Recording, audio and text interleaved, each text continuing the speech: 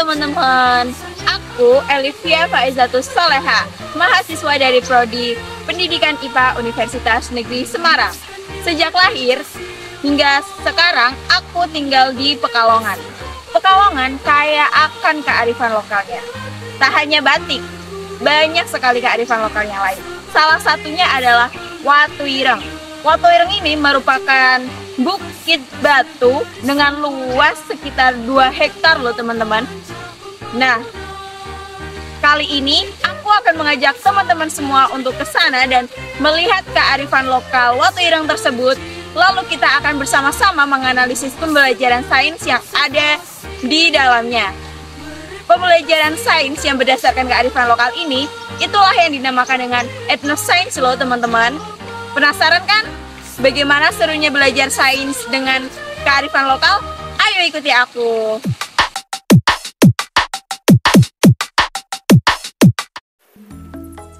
Nah, sekarang aku udah sampai di wisata Watu Ireng. Penasaran kan bagaimana Watu Ireng? Ayo ikuti aku. Sekarang aku sudah ada di puncak Bukit Watu Ireng. Dari sini aku bisa melihat pemandangan yang ada di bawah sana.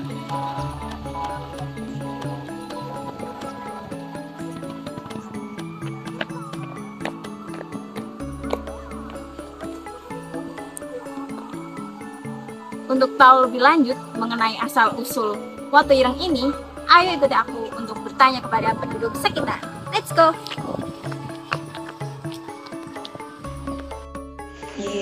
Kulo Via, iya. mahasiswa saking Universitas Negeri Semarang. Temen mriki badhe wawancari Bapak. Niki asal usule Watu Ireng niku pripun nggih? Sing-singene. Nggih. Harus direkam niku. Nggih. Niki awal nomor setunggal niku. Nggih. Sing jaman singien niku nggih. Kula awal tiyang sepuh. Niku wonten gonge gamelane nggih. Oh, gong. Nek disebul niku nggih wong ajatan niku. Wong ajatan keluar metu. Dan niki sebusan orang metu, Mbak ya. Tetene kuwe dicolong wong sing nanggak, sing ajatan. Nah, kuwe dadine kawan orang nyebul maning ora dikeluarkan. Kuwe. Nomor loro. Gua Watu Ireng sono gua. Wonten guane. Niku ora kena sembarangan. Terus zaman mian gue anak giline rene manjat rene muter. Ya muter menang muter tenis iki dadi gombol. Gili semene ping ngambak kekangelan Mbakku patu digodhongi Mbak dalan piye. Digodhongi wong kan sesi wong kene. Dibulat-bulat diproyekaken. Wong sekampung sing mbayari. Nggih. Wong kene tok wong 20. Pinter kawidana ya kuwe. Ngono ya mlaku banget Mbak semene iki mrono. Temen miyen lagi nyong cilik Mbak. Kowe nyong kapan pati sawang mrono, mampir ngono. Ana watu ning bengkah Mbak. Watu ning bengkah. Bulek aku yo mlayu lah, mlayu. Bengkah. Dadi lho, pas ning watu jublek ning isor kula. Ayo bengkah aku nyong weruh bengkahe Mbak. Nggih, nggih. Kok ndung iku nyong mlempah ra wedi. Udah ora eling iso omah gedhe kaya panjongkot. Nggih. Bukit Watu Irengnya nanti wonten suara gong niku leres mboten nggih? Nggih. Oh. Jumat Kliwon. Berarti nak setiap Jumat Kliwon. Nggih. Nah, sampean percaya hari nyong. Nggih. Nyong kuwi anu ngrene kuwi ngerti jam 12 moni, jam 1 moni. Apa Jumat Kliwon? Nggih. Nyong keliling kuwi ya. Wah, rame jam 1 terus ngomong ngono. Gamelan kados niku. Iya, gamelan moni lah. Moni gong moni sembiane pokoke rame. Sampai orang percaya cuma belum jam 1 lah dan pun jongkot orang kaya wong tak boleh wayangan. Oh, nggih. Kayak gue. Nah, dari hasil wawancara yang telah dilakukan mengenai asal-usul Watu Ireng tersebut, kita akan menganalisis pembelajaran sains yang ada di dalamnya. Pembelajaran sains yang akan kita analisis yaitu berbasis STEM. Apa sih itu STEM? Jadi, STEM itu merupakan singkatan dari Science, Technology, Engineering, and Mathematics.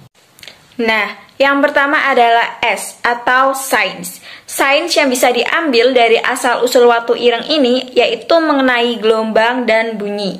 Dari hasil wawancara yang telah dilakukan, itu dikatakan bahwa di watu ireng itu dapat mengeluarkan bunyi yang dipercaya berasal dari gamelan dan gong yang ada di dalam gua.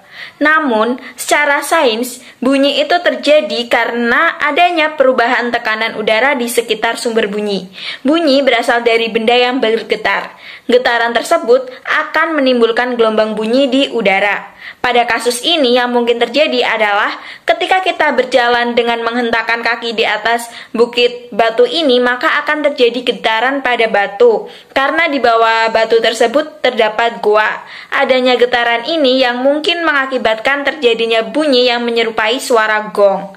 Selain itu, mungkin saja bunyi yang kita dengar itu merupakan suara gema yang dihasilkan dari hentakan kaki kita pada bukit batu tersebut. Nah, gema sendiri itu merupakan bunyi pantul yang datang setelah bunyi asli telah selesai. Suara gema sendiri itu biasanya terjadi di ruangan yang luas, seperti di bukit watu ireng ini. Nah, suara ini tuh dihasilkan karena adanya gelombang yang berbenturan dengan bidang pantul. Aspek yang kedua adalah teknologi. Nah, aspek teknologi yang bisa diambil dari hasil wawancara ini yaitu pada pembuatan jalan yang ada di sekitar watu ireng ini.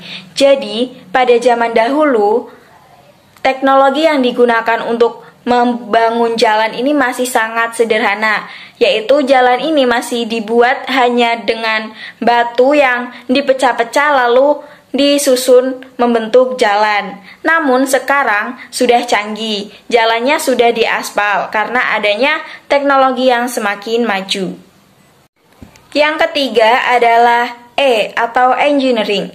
Engineering ini berkaitan dengan suatu proses.